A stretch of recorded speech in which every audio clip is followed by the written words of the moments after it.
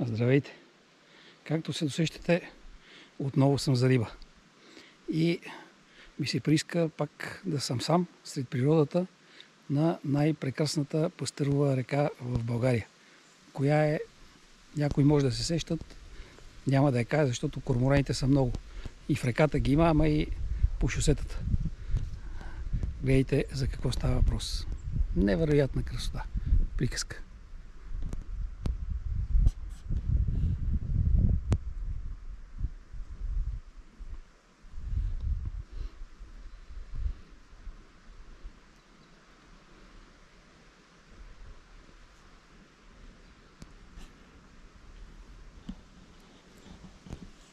За съжаление, реката е много спаднала.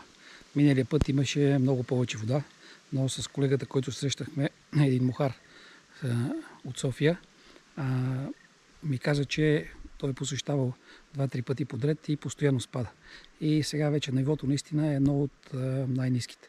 Много ниско нивото, но видях, че рибките играят, защото тия дни имаше дъждец и сега се надявах пак да валне малко, да обърне водата, просто и да активизира рибите, но видях, че все пак някакви по-малки пастърички играят. Не съм взел нито богодол, нито някакви мухички. Ще залагам пак на вобречета и на блесни, да видим нещо по-големичко да излезне. Иначе има малки пастърички, които такива по педя и малко повече, които играят и гонят мухичките, но ние търсиме по-големите баби, които са в реката. Така че тръгваме и ще видим какво ще стане.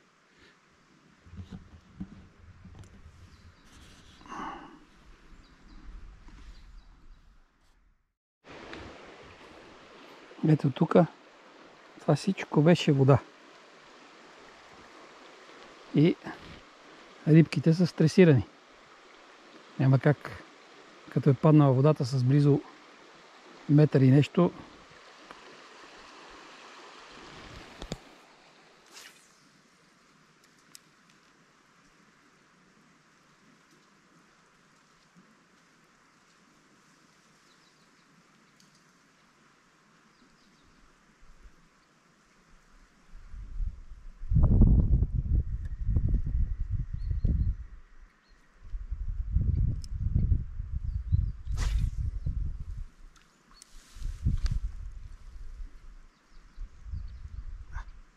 удар. Айде пак.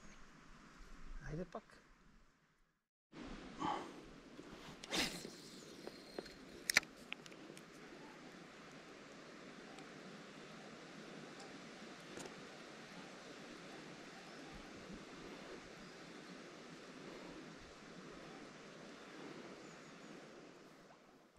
О, браво!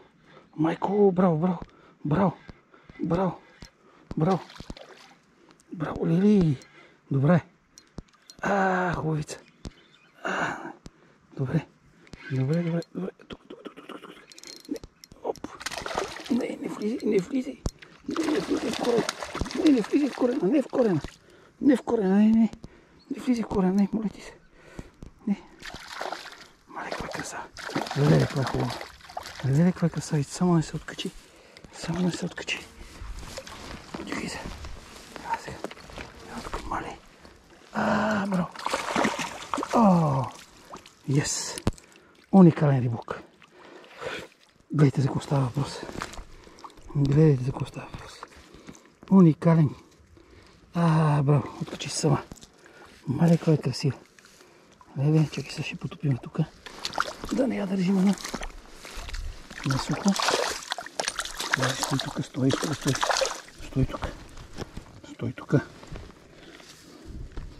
Стой тук, няма тема. Чакай да откачим въблечето. Стой си ти вътре в кепа на мокричко. Така. Стой си в кепа на мокричко. Красавица. Ето го. Тая към 40 има. Има 40. Видите. Ето как красиво. Прекрасна е. Каква е жълта, как хубаво. 25 ми е педята. Още към 35. Отгоре има много дебела. Няма да я пипам. Много красива. Само на снимка и правя и я пускам. Айде, пускаме. Пускаме краса и да си погледайте. Гледайте за какъв парчок става въпрос. Айде. Браво. Прекрасна.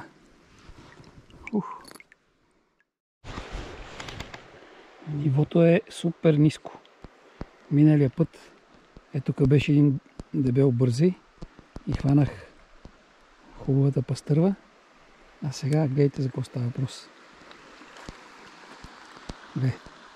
Ето тук преди бях в вода почти до края на бутушите.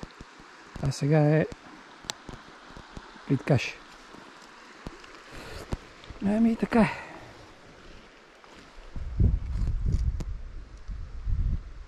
Рибите са тук със сигурност, но са се навряли в коренищата и не мърдат. Чака да тръгне водата.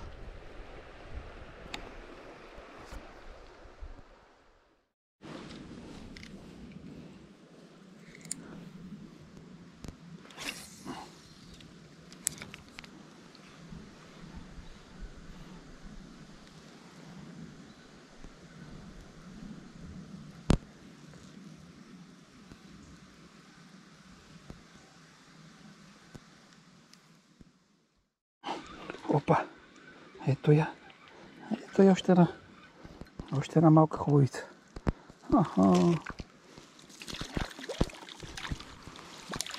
Браво! Още една малка активна хубавица.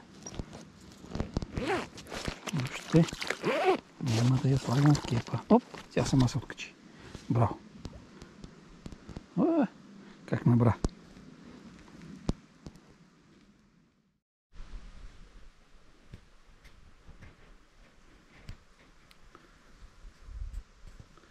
Вече взе леко да се смрачава и мисля да приключвам риболова. Много късно тръгнах към реката, че обичам да си поспивам от време на време и така.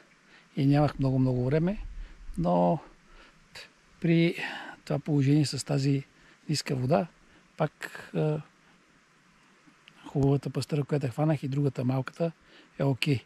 Имах още две калванета, просто поучуквания празни и видях просто една как се дигна много хубава риба, горе-долу колкото тази. Дигна се и се върна. Видяме. Но при тази ниска вода е наистина много трудна риболова. Но пак бях абсолютно сам на реката и си починах чудесно. Има много малки пастървички, които гонят мухите и ако бях взел някаква булдо или някакъв с мухи или поне с една-две други мухички и да бях направил някаква булдосена муха, съм сигурен, че щях да имам доста по-голям успех. А и от време на време скачаха и големи. По това време при тази ниска вода явно си ядат само мухите. На воблерите са много трудни. Но доволен съм. Пак хванах хубава пастърва. Какво повече мога да искам? До нови срещи!